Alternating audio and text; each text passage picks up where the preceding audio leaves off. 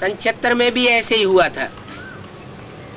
जब दिल्ली में advance party का आरंभ हुआ तो दिल्ली में जमुना के कंठे के जो सेवा केंद्र थे वो जय जयकार कर रहे थे। वहां से निकली हुई कुछ विशेष आत्माएं खुशी में झूम रही थी जो एडवांस पार्टी में आ चुकी थी,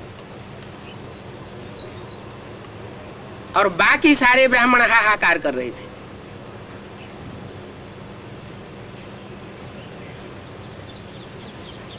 मेहरौली के सेवा केंद्र में महारौला मचा हुआ था,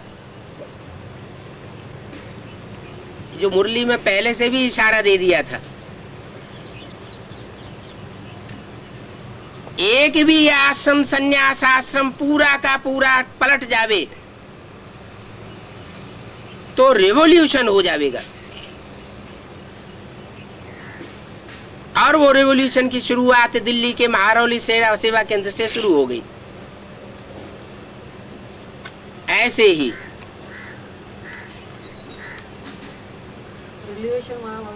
हाँ जी,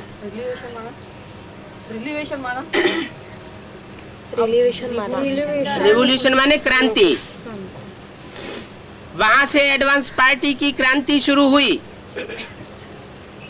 क्रांति की शुरुआत होती है तो उसका अंत भी होगा, अति होती है तो अंत हो जाता है।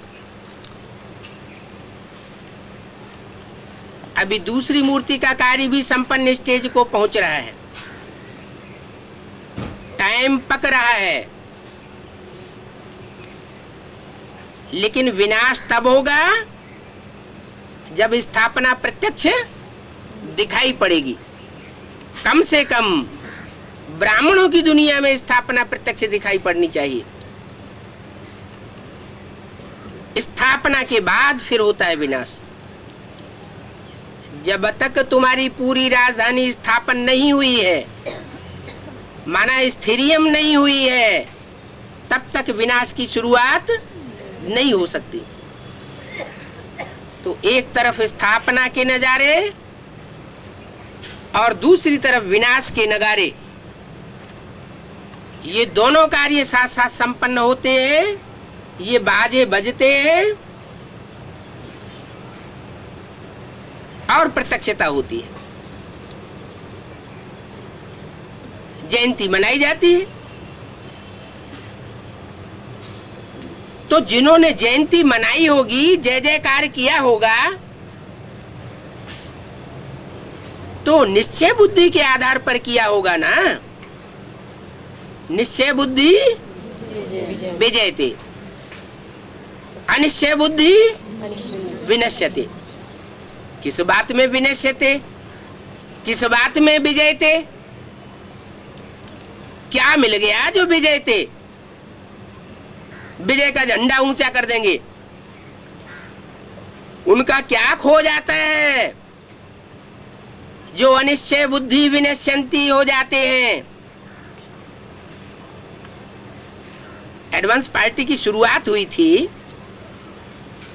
तो भी इस बात का इंडिकेशन दिया गया। सीढ़ी के चित्र में ध्यान से किसी ने देखा होगा, जहां नीचे ब्रह्मा वत्स बैठे हुए हैं सीढ़ियों के अंत में, कलयुग के अंत में, वहां ऊपर लिखा हुआ है। क्या लिखा है?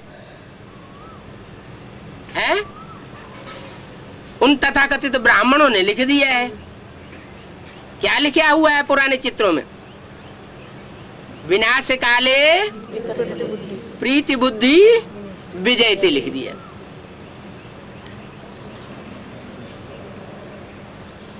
लेकिन मुरली में बाबा ने क्या लिखवाया था? मुरली में बाबा ने स्पष्ट बोला हुआ है कि सीढ़ी के चित्र में नीचे लिख दो, विनाश काले विपरीति बुद्धि विनश्यते, और ऊपर लिखो विनाश काले प्रीति बुद्धि विजयते। तो प्रैक्टिकल में क्या हुआ? क्या हुआ? प्रैक्टिकल में जो ज्ञान का नगाड़ा बजा, उस ज्ञान के नगाड़े से प्रैक्टिकल में क्या देखने में आया? कुछ देखने में आया? अरे जमुना कंठे के जो सेवा केंद्र थे, जमुना के किनारे ही तो स्थापना शुरू होती है। बैकुंठ कहाँ बनेगा? पहला पहला फाउंडेशन कहाँ पड़ता है? जमुना के कंठे पर। लेकिन ये तो सूक्ष्म बात है, कोई स्थूल रूप में कृष्ण की प्रत्यक्षता की बात नहीं है। हाँ, कृष्ण की सोल कोई माँ बाप है कंबाइंड स्वरूप वाले। क्या चित्र दिखाते हैं उनका? अर्धनारीश्वर, आधी नारी आधा पुरुष, जिन्हें वाणी में बोला गया है कंबाइंड पार्ट। कौन सा है? बाप दादा। बाप माना राम की सोल और दादा माना कृष्ण बच्चे की सोल। वो दोनों ही एक ही व्यक्तित्व में कार्य करना शुरू कर देते हैं।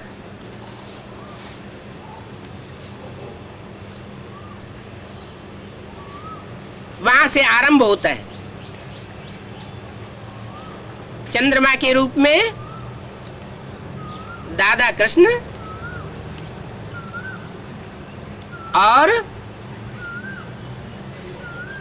शिवनेत्र के रूप में राम बाप,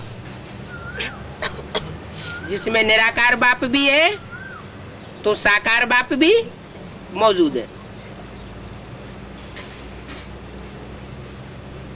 तो वहां से आरंभ हुआ, एक तरफ हाहाकार और दूसरी तरफ जय जयकार।